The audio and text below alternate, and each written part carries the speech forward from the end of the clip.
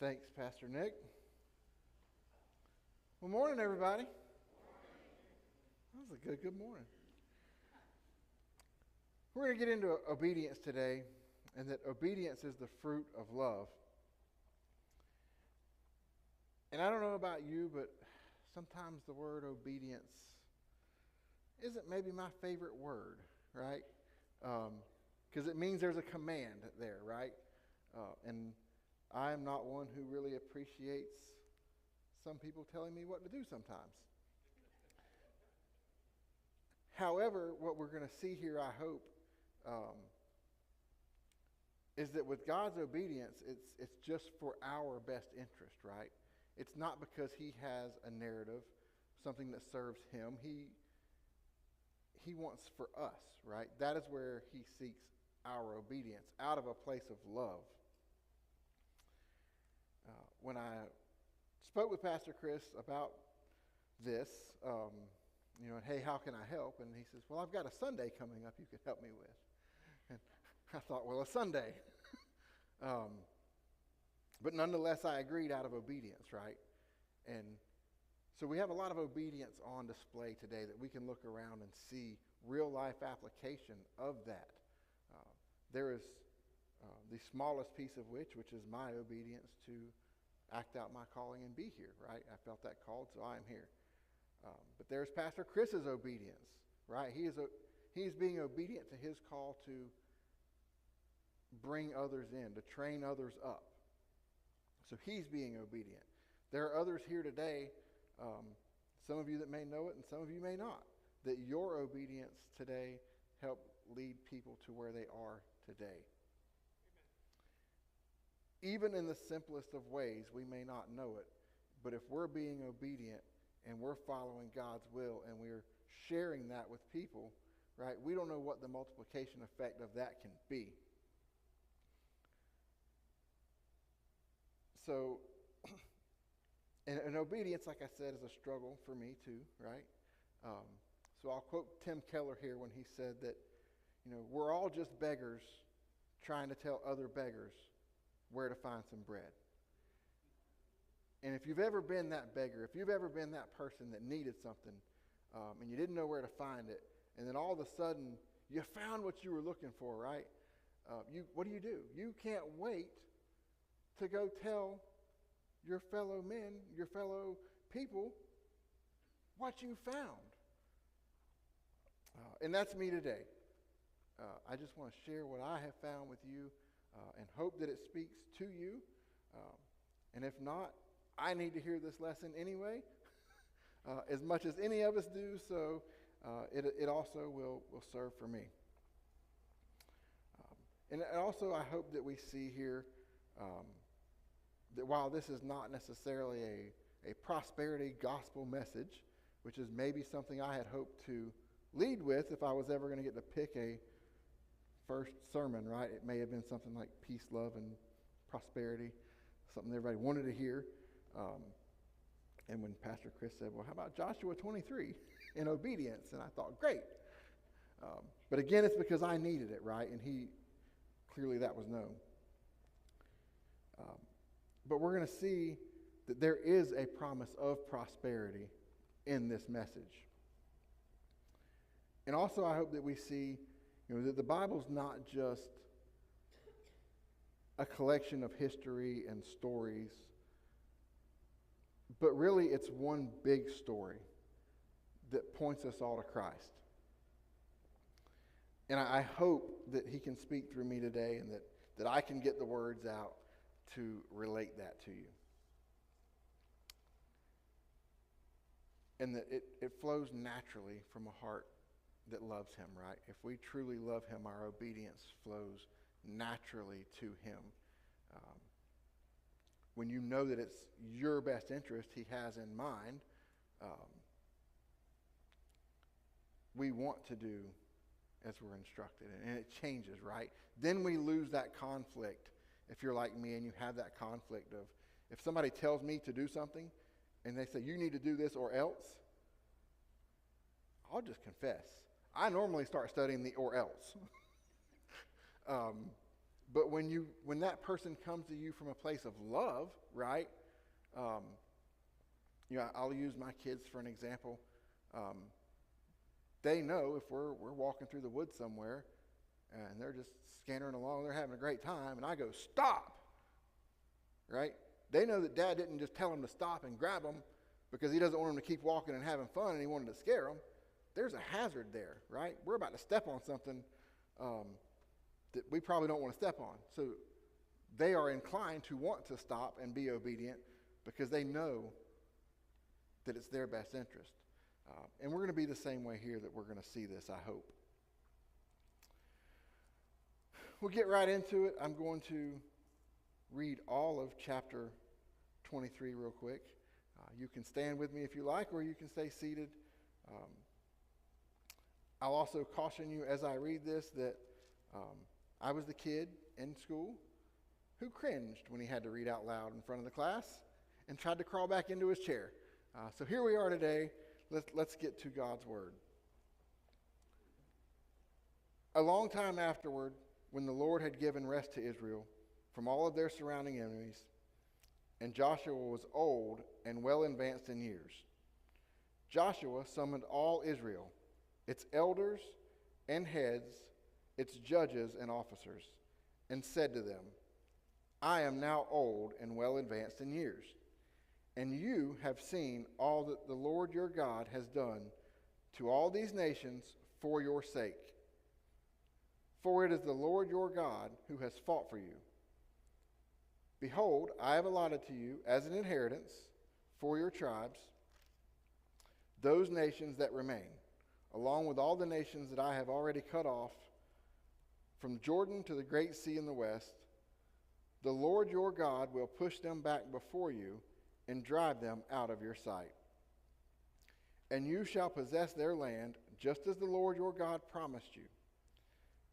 Therefore, be very strong to keep and do all that is written in the book of the law of Moses, turning aside from it neither to the right, neither to the left, that you may not mix with these nations remaining among you, or make mention of the names of their gods, or swear by them, or serve them, or bow down to them.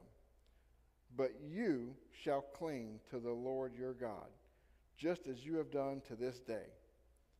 For the Lord your God has driven out before you great and strong nations. And as for you, no man has been able to stand against you to this day. One man of you puts to flight 1,000, since it is the Lord your God who fights for you, just as he promised you.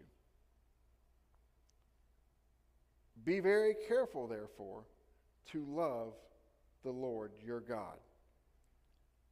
If you turn back and cling to the remnant of these nations remaining among you, and make marriages with them, so that you associate with them, and they with you, know for certain that the Lord your God will no longer drive out these nations before you, but they shall be a snare for you and a trap, a whip on your sides and thorn in your eyes, until you perish from off of this good ground the Lord your God has given you. And now I am about to go the way of the earth. And you know in your hearts and souls, all of you, that not one word has failed of all the good things that the Lord your God has promised concerning you. All have come to pass for you. Not one of them has failed. But just as all the good things that the Lord your God has promised concerning you have been fulfilled for you, so the Lord will bring upon you all the evil things, until he has destroyed you from off of this good land that the Lord your God has given you. If you transgress the covenant of the Lord of your God, which he commanded you, and go and serve other gods, and bow down to them, then the anger of the Lord will be kindled against you, and you shall perish quickly from off the good land that he has given you. You may be seated. There's a lot that goes on in this short chapter here, from his opening to the close. And if we don't slow down and really unpack it, I think there's some details there that we could miss. Starting out in verse 1, just his intro. A long time afterward, when the Lord had given rest to Israel from all their surrounding enemies, and Joshua was old. Well, we believe Joshua to be about 100, 110 years old at this point. And if you look back at all that we've studied through Joshua, he's not lived what we would call an easy life, right? He's been battling and warring and taking over land, fighting alongside God's people. But it didn't have to always be that way, right? The Lord commands us rest. So when they got through their battles, they got their rest, right? And so they'd had a long time afterwards that they had rest. And we see that again in the 23rd Psalm, right, where it says, he makes me lie down in green pastures. He leads me beside still waters. He restores my soul. We don't have to be so busy that we have to do it all ourselves, right? He doesn't want us running around so busy that we forget to rest and take time to reflect on all that he has done for us and to enjoy the valley. Listen, God made the valley for us to enjoy. We don't always get to stay there, right? That's not where we're going to accomplish things. We're going to have to go back up on the next mountain. We're going to have more work to do. But while we're there, it's important that we rest and that we get restored. Another thing I see here in verse 2 is who Joshua called, right? As he's giving this farewell speech, if you will. All of Israel, its elders and heads, its judges and officers. So he was pretty specific about who he called here. And to me, this spoke for, the elders and the leaders. So I know we have some elders and leaders in the room, right? And by elders, we don't just have to think age. You could be someone's spiritual elder who is more advanced in years than you, but you have a closer walk, a tighter spiritual walk. You may be their spiritual elder and need to guide them, right?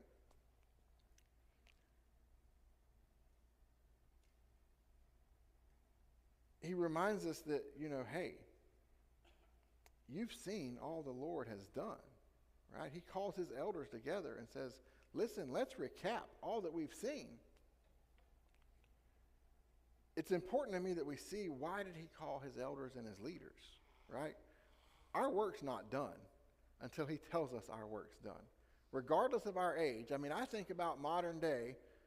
I try to think of Joshua in a modern day terms, right? Here's this battle-hardened guy who was Moses' servant and is now 110 years old.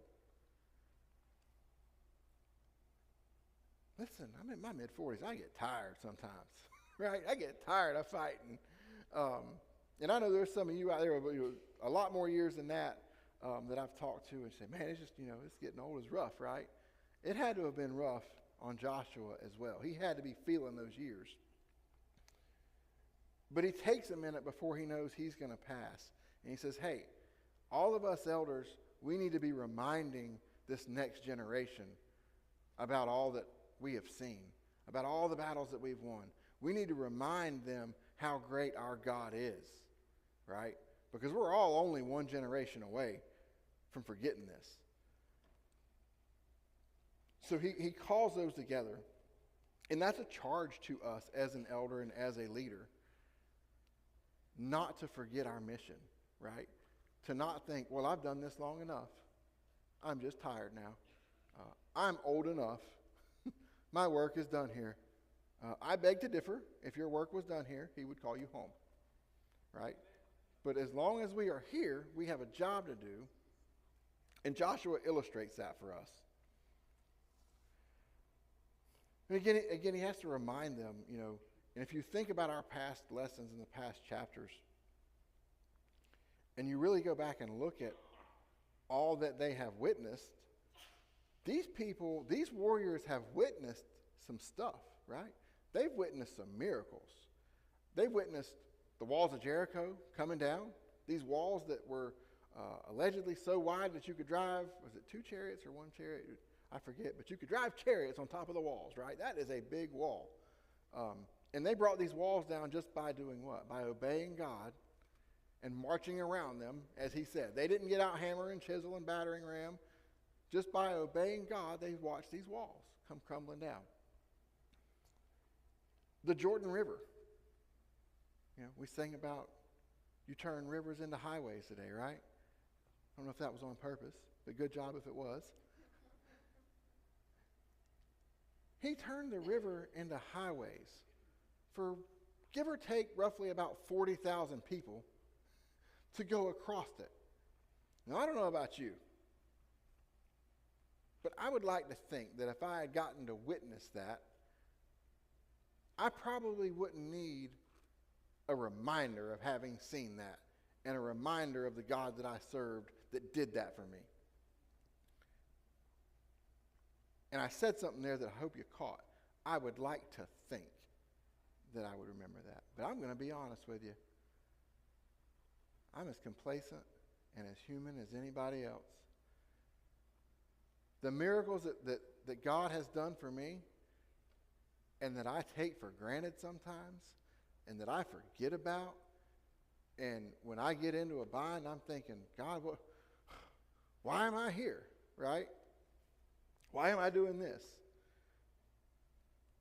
Well, maybe if instead of thinking about that part, I remember all the miracles he's already done for me, like these, right? So we see that it is important to remind ourselves and to remind others of those miracles that we've witnessed. To encourage, to inspire, right? To instill this faith in one another so that we don't lose sight of all that he's done for us. Again, for me, things he has done for me, nothing short of miraculous. And the more that I think about that, the more humble I feel and the easier it becomes for me to be obedient when I see his works and I see his faith. Don't give up with age.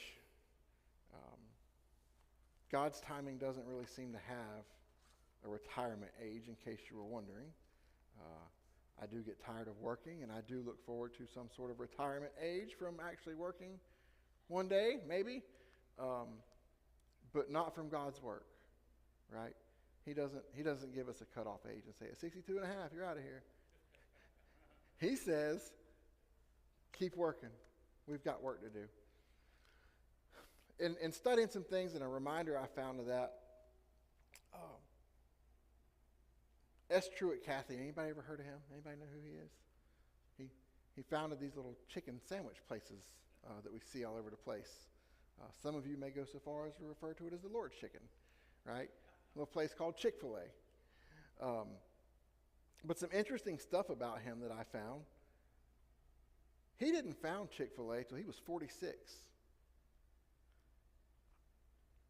Sometimes at 46, we may think, well, if I ain't done it by now, I guess I ain't going to do it. Well, next time I take a bite into a chicken sandwich, I'm sure thankful he didn't have that mindset. My kids and I discussed that as they are huge Chick-fil-A fans. They put Chick-fil-A sauce on everything. But he founded this at 46. Not only that, he taught Sunday school for 50 years. So think about the size of this business that he's creating and what he's got going on with all this, right? And he still continues to teach Sunday school, young men's Sunday school, right? We know the struggles that can go with that. For 50 years he does this because he feels it's his calling. He once said that we live in a changing world, which is true. I think we would all agree, right? But we need to be reminded that the important things have not changed and will not change if we keep our priorities in order, which really ties into what Joshua was saying right here, right? Like, listen, the world's going to change. We've already come from over here, and now we're here, and we're fixing to go over there. But we got to keep our priority in order, right? All of this victory that we've experienced, all of this success, this will continue only if we remain obedient.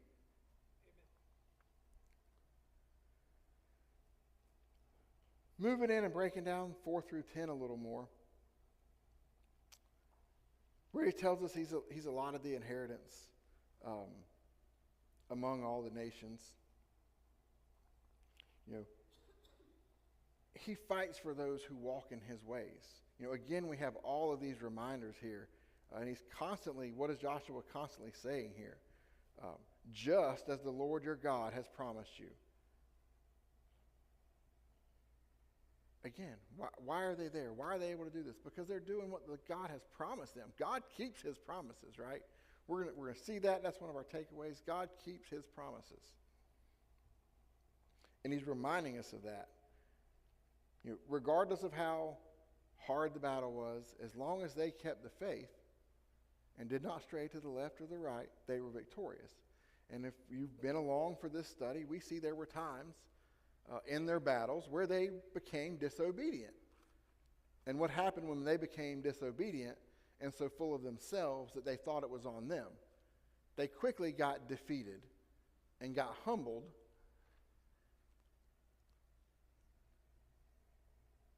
That didn't mean that God completely turned their back on them just because they disobeyed, right? But he let them have a little lesson to remind them where their strength's coming from and to draw them back. We'll see in Galatians 6:2. I'm going to be all over the place, so y'all just hold on. If you want a thumb with, you can. And if not, I believe it should be on the screen. Bear one another's burdens and so fulfill the law of Christ that we see that we have as Christ has come forth, right? Bear our burdens with one another. Help one another. Encourage one another. Remind one another of all that you've already been walked through. And a little bit of a side note on that was just on me heavy. Bear one another's burdens. Think about what, is that the sermon alarm? This just went too long alarm? or is that my cue to come? I apologize. When I speak at this level, I dry out dramatically, and I forgot to bring a little something. And we still got a long way to go.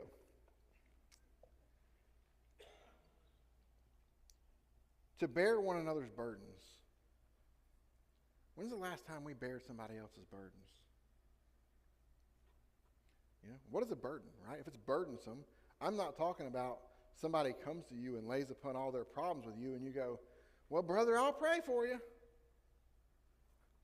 Now, I'm not saying we shouldn't pray for them, right? But what if we walked alongside of that person and said, hey, let me help you bear that burden. Let's make your burden our burden. Well, now what can we do?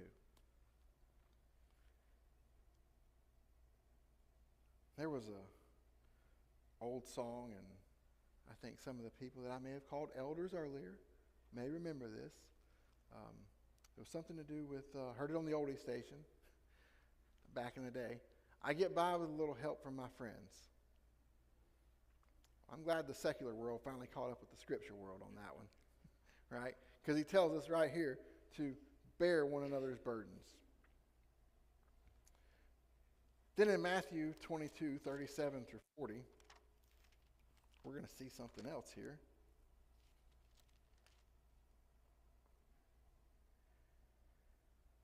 And he said to them, you shall love the Lord your God with all your heart and with all your soul and with all your mind. This is the great and first commandment. A second is like it. You shall love your neighbor as yourself. Of these two commandments depend all the law of the prophets. So that's what we have to live by today, right? When we fast forward from where they were. In Joshua's time in the Old Testament, they still lived under Mosaic law, right? They were still doing sacrifices and burnt offerings, all the things we would have learned about last week here, right? In the temple that started the fight where they were going to start a second temple. They weren't going to do it right. They had all these rules that they had to go by.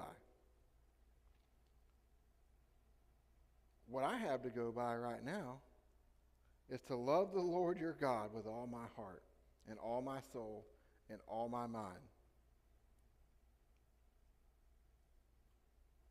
And to love my neighbor as myself. Now, my neighbor does not just pertain to the geographical people who share addresses, only slightly different than mine, right? My neighbor is the people that I interact with in the world. So I'm to love them as I love myself.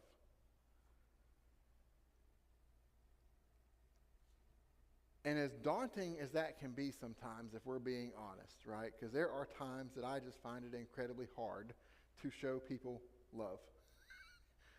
Even though I want them to show it to me, there are times that it is just hard in the flesh. Well, if we take a moment and step back and think about that, I am thankful that Christ came to fulfill the law of Moses, right? I did not know this until I started studying this piece of it, but Mosaic law had 613 commandments.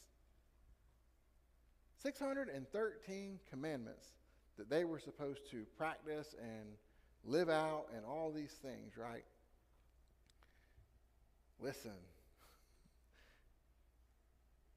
we make a mess out of just 10 of them sometimes, right? Just 10 of them. They had 613. I would have never made it. I couldn't have done it. But I have grace. Thank you, Jesus, for coming and fulfilling the law and giving me the grace that all you ask me to do is extend love. You just want me to love you and to love others. Seems a lot easier than 613 things to try to remember, and sacrifices the first of my flock, and all these different obediences, and yet we still struggle with this. And when I say we, I mean we, right? I'm not preaching to you, I'm preaching with you.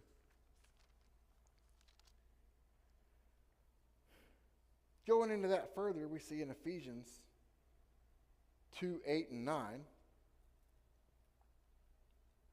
for by grace you have been saved through faith. And this is not your own doing. It is the gift of God, not as a result of works, so that no one may boast. For we are his workmanship, created in Christ Jesus, for good works, which God prepared beforehand that we should walk in them. Now, I added 10 on there as a little bonus because I felt like there was a little something there. But if we think about that for a minute, I've been saved by grace, not by works, not by my ability to remember 613 pieces of Mosaic law, not by my ability to give sacrifices and do them right, just by grace. For we are his workmanship. We are created in Christ Jesus for good works. The word tells me right here, I am created for good works. It doesn't tell me that I'm created to go take advantage of somebody, whether or not I think that they deserve it or not. It doesn't tell me that I'm created to go seek revenge or I'm going to get that person back. Did you see what they did to me? Well, I got a plan for them, right? Anybody else ever found themselves thinking those thoughts? He didn't say any of that. We're created for good works. So just do good works. The more good works we do, the more we're in his light, the more we're being obedient. And the more we're obedient, the better it is for us. He just wants us to be obedient, as we're going to see moving into this next step. God doesn't just want us to be obedient.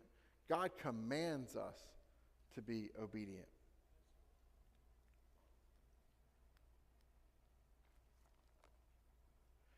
We see this in 11 through 13. Be very careful, therefore, to love the Lord your God. That sounds familiar. I feel like we just said something about that. So we see the stories tying together here. For if you turn back and cling to the remnant of these nations remaining among you, and make marriages with them so that you associate with them and they with you, know for certain that the Lord your God will no longer drive out these nations before you, but they shall be a snare and a trap for you.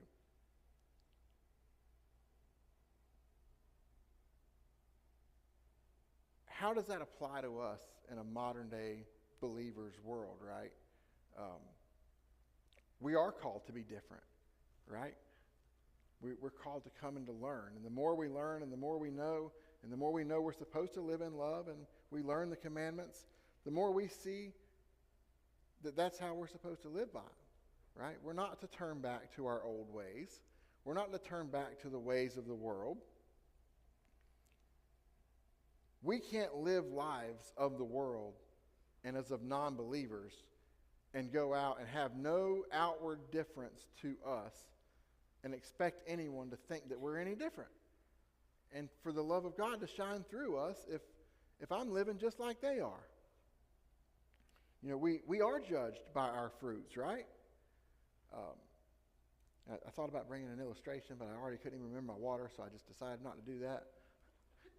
But I had an apple, right? And this apple could have been pretty representative of a few things. I could hold on to this apple, and I could look at it, and I could put it on a table, and I could carry this apple with me everywhere I go, and I could talk about this apple with people, and act like I must eat all these apples, right? But if you never eat the apple, you never consume the apple, and let it feed you, you're going to starve to death, right? If that's your source of nutrition. Well, my source of nutrition spiritually is here. Just as the apple. And if I don't get it from here to here, I'm going to starve to death spiritually. We can walk around and go to church every time the doors are open, have a Bible on our dash, do all these things. Oh, I'll pray for you. Praying things go well. And the next person that cuts you, you got a Bible on your dash, and the next person that cuts you off in traffic, suddenly they get hand signals, right? Well, that's not putting the word in us, right? That's not loving my neighbor. I don't know what that person's going through. I don't know that they just sped around me and drove all this way because they're trying to get to a hospital to see their loved one that they just got a phone call for. I don't know any of these things. All I know is I'm supposed to extend love, right? And I know that because I come here and I get fed and I try to repeatedly ingest this. Now, when we do slip, and we're going to slip, by the way, it doesn't mean that we lose his love, right? We don't lose God's love when we become disobedient. He commands our obedience, but we don't lose his love if we're disobedient any more than a child who disobeys. You don't love that child any less because they misbehaved, right? Now, you may need to discipline them, but you're doing that where? From a place of love and to encourage them to do better. You know, it's our desire for our children, for them to be safe and successful and blessed, right? God wants the same thing for us. And he's reminding us here, hey, I don't want you to be ensnared by these things of the world, of these other nations that I saved you from, that I spared you from, that I drove out from before you. And in today's world, that could look like a lot of things, right? The other nations could be things he's driven out before us, right? This could be pain. This could be grief. This could be addiction. There's all these things that he can drive out from before us. But if I turn back to my old ways, who am I to expect him to continue to just fight the battles for me if I try to fight them on my own and leave him out of it. He is a God of free will. He goes, fine, you want to fight that battle on your own? Fight it. Let's see what happens. I'm still here for you. I still love you deeply. I don't want to see harm come to you. However, you do, apparently, right? And we saw that when the Israelites went against Ai. They said, oh, look, there's an opportunity. We can go do this. Let's go do it right now. And they didn't stop for 2 seconds to consult God and see if it might have been his plan. They just got full of themselves and said, we can go do this. Let's go do it. And then they got horribly defeated. Now later they did go back, right, in God's will and in God's timing, and they did defeat them. So it's important for us that we stay in his will, so that we don't, it is just our best interest. Just like the kids and stopping them, it's from a place of love. And when we realize that his commandments aren't to make my life hard, he didn't give us these commandments to make it hard for me to get to heaven. In fact, we're going to see in a little bit, he did all he could do to make it easy for me to get there. I don't want to get too far ahead, but he gave sacrifice that I don't know that I would have been willing to give to make it easier for us to get there. We see in John 14:15, if you love me, you will keep my commandments. That's Jesus talking. And that's pretty simple, pretty plain spoken, right? Sometimes he goes into some parables and they need some explaining, and even the disciples had to sit around and go, man, what was he talking about? What did he mean? Well, somehow I don't think they had this conversation after this one. That was pretty short and to the point. If you love me, you will keep my commandments. So in that obedience, hey, listen, keep my commandments. That is being obedient to me. If you love me, show me you love me. Don't just say you love me. Telling somebody you love them and acting some other kind of way, that's not love. And I think in today's world especially, that 4-letter word is just vastly overused. Oh, I love this. I love that. I love the pancakes at IHOP. I love Chick-fil-A. No, I don't. I enjoy those things, right? But when we think about what love is, what love truly is, and the obedience of love, showing him that is how our love, that is how we act out our obedience. He truly just wants our eternity to be secured. The timer's not working, so I'm just going to warn y'all. I don't know where I'm at, and I don't care. I gave out a little warning in the Sunday school that this could have went 2 ways today. Y'all could have been to Sonny's before they opened, because this was real quick and I ran off the stage, or we might not get there till the lunch crowd clears out. But they'll be there for us.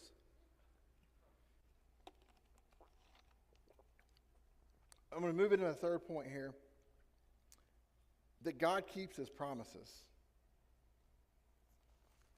both in blessings and in warnings, right? He keeps them both, and we see this in 14 and 15.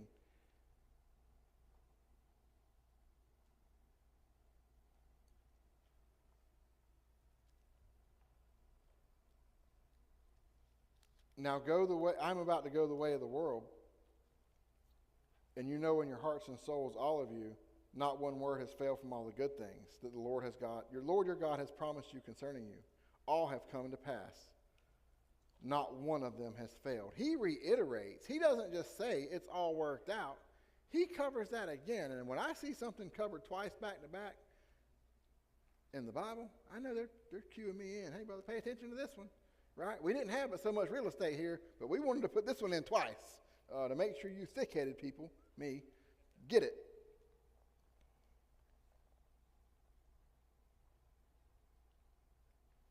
But just as he has fulfilled these things, so the Lord your God will bring upon you all the evil things until he has destroyed you from off this good land. This is his command for our obedience. Again, I'm going to use much just like we do with our children, right? And you ever study some things, right? There's no empty promises with God, and there should be no empty promises with us.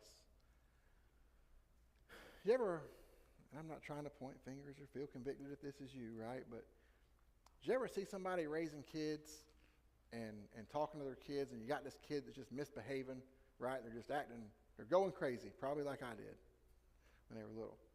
And if you do that one more time, if you do this again, I'm telling you for the last time, you're on my last nerve.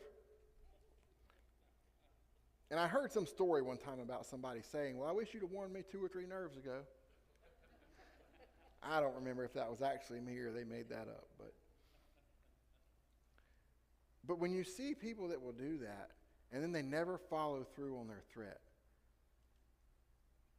that's not how lordship works, right? Because now the person they don't fear any of that repercussion, right? They still look for the good. Oh, they're still going to get me a treat when we get to the cash register. Oh, no, you are not. You will get a trip to the dressing room is what you will get. Because I cannot beat you in public anymore. It means something different when you've been misbehaving in the store and they say, we're going to try this belt on you in the dressing room. Because see, you can say that, nobody heard it, didn't think nobody, we're going to try a belt on. We're going to try it on you, right? There is a difference there. But God says what he means, and he means what he says. And he says, hey, listen, if you turn away from me, don't expect me to just come up here and keep fighting your battles for you while you try and do things your own way. I'll be true to my word, but I need you to be true to your obedience.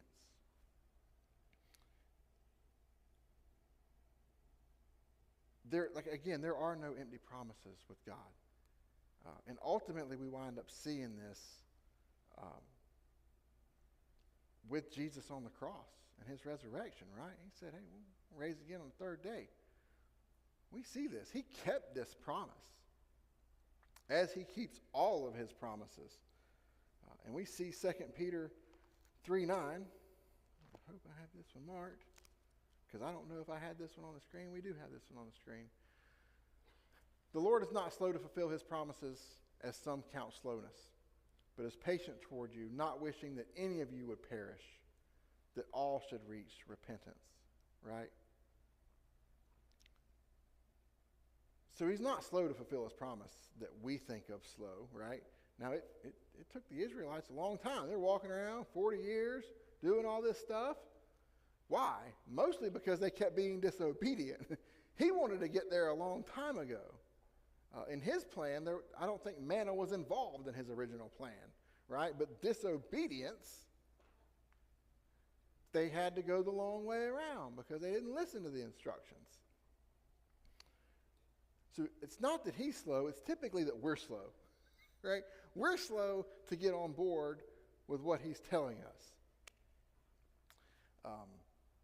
I'll share with you, I've got a good friend of mine who's been one of those elders, if you will, who's helped me in my walk along the way. And when he and I first met, and we didn't really get to know each other well yet, but we very early, and he just looked at me and he says, what are you running from? What are you talking about? I'm not running anything. We're doing good, right? I'm headed in a good direction. He says, yeah, okay. Well, you just keep thinking about it. When you figure out what you're running from, you let me know and we'll pray about it together.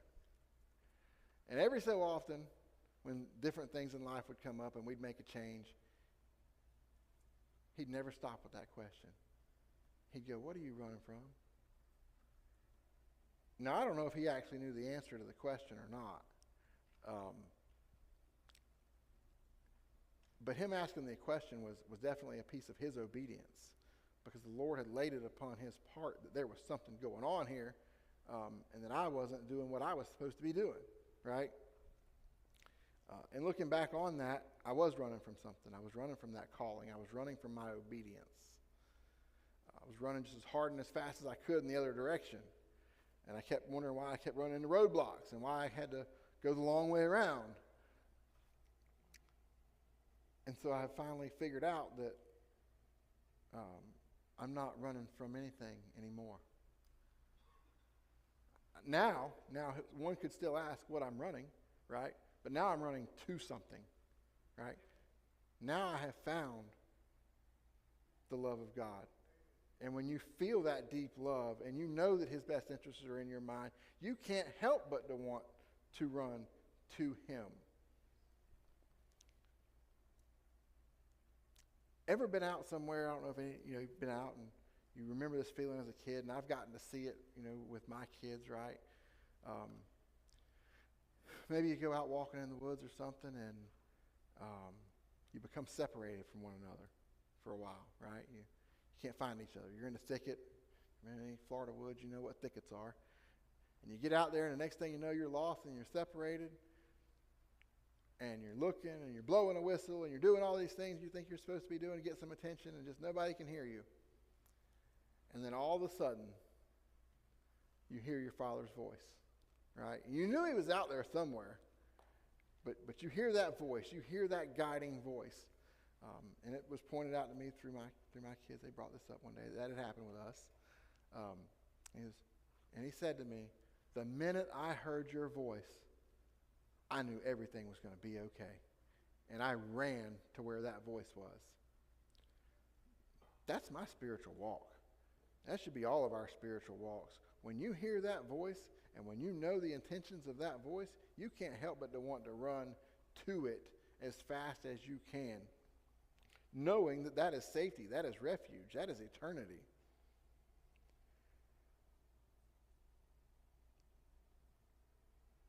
I'm going to try to land the plane here, I promise. I don't know if we have a time check, but I think we're good, right? Pastor Nick says we're good, we're good.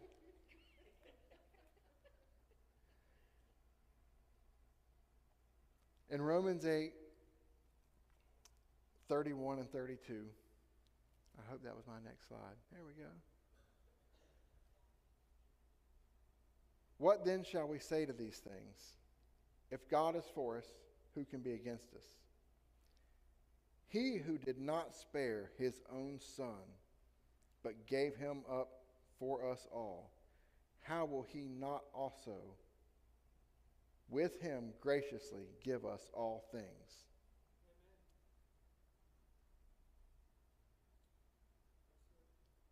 I can't help but pause every time I read that and every time I think about that. He who did not spare his own son.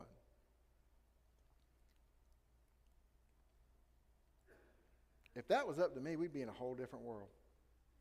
I'd like to tell you that I'm obedient, and I try to be obedient, but if it came down to me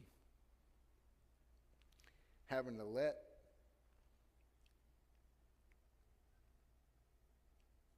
my son go to the cross for a bunch of people that didn't even care, right? I don't think I got it in me. I don't think I got it.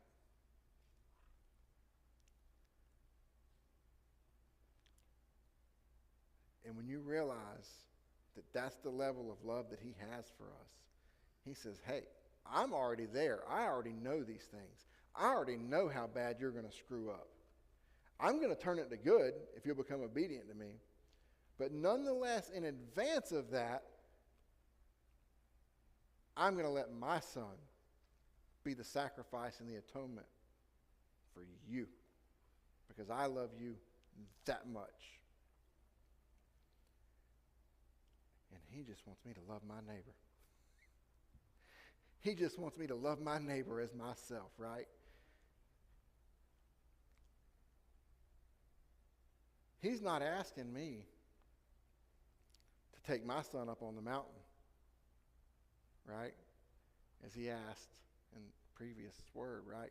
He's not asking me to take my son on the mountain and offer him as a sacrifice. Thank you and thank you. He already did it. He already showed the obedience. He already shown his willingness, the depth at which he will go for me, for you, for everybody, right? I don't know, and it says no greater love hath than to lay down your life for your fellow man. That's it, right?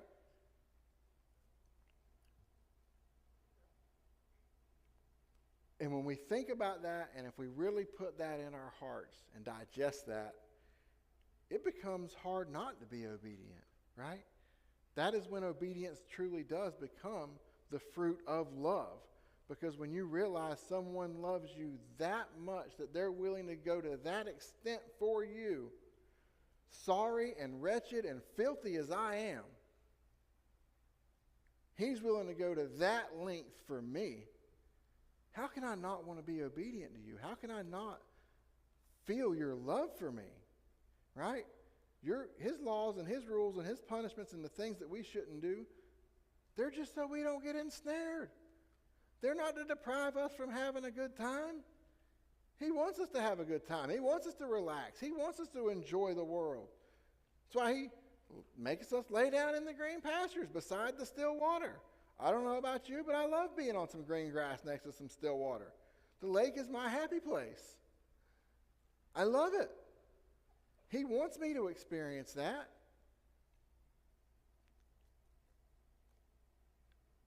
And he wants me to be obedient. And he wants me to thank him for that. And to give him the honor for that. To give him the glory for me getting there.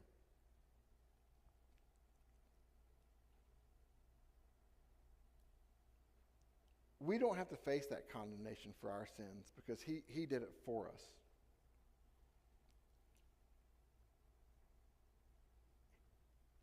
Our response should really just be an obedient love for God and a love for others.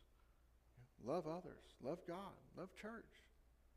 Sounds like that's almost a thing around here. I think you may have recognized it. I'm going to go ahead and land the plane with that note. If you don't know what love I'm talking about, if you haven't experienced that peace, if you're searching for it, if you wish you could understand more deeply what it is that I'm talking about, what level of love is this that you speak of, sir? Because no one's ever loved me that way. I came from this environment or I came from that environment. I dealt with this. These people have betrayed me. Everybody I thought was going to love me always hurt me. They probably have. They probably will. We're of the flesh. But let's talk about somebody who does love you, right? Let me introduce you to that person.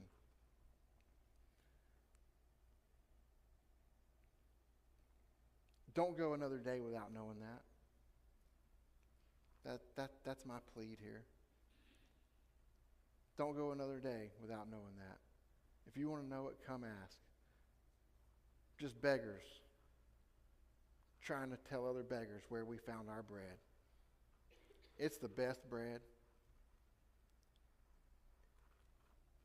It makes Texas Roadhouse rolls taste like 3-day-old stuff from the bread store. The bread of his life is amazing.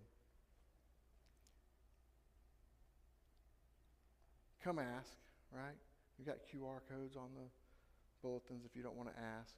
You can scan the code. You can find one of us. We'll be up here. Come find out about that. And if you do know that, right, if you're here, and I hope you are here, it's my hope, it's my prayer and desire that there's not a lost soul in the house today, right? That we've already covered that piece of the pie. That is my hope and my desire. So if you've already covered that piece of it and you're struggling with the obedience, we'll ask you to be obedient today. And whatever it is you feel God's calling you to do, quit running from it. I'm here to tell you I spent a long time running from it. Not one day of it worked out well for me. Right? Quit running from it. Start running to it. It's a whole lot better run. It's not near as hard on your knees. You don't get winded as fast. And furthermore, he'll run to you. When you're running to him, he'll meet you. It's hot outside. You don't want to do too much running anyway. Right? He's standing there with open arms.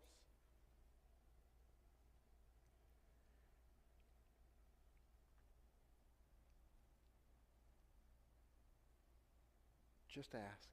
That's all that we ask. Just ask. Let us help you. Pastor Nick, we can close with some music, and we'll be down here. The altars are open. If you feel called to come pray, come hand over your burdens, come seek direction. Come ask where you're supposed to be obedient, what your calling is. That's what it's here for. It doesn't mean that you have problems you can't deal with, that you're weak or that you're struggling. It means that you've realized you can't deal with those problems, but you found somebody you can give them to, because he can deal with them for us. But we have to give them to him.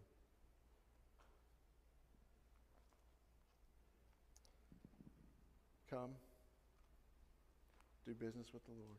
Pastor Nick, it's all you.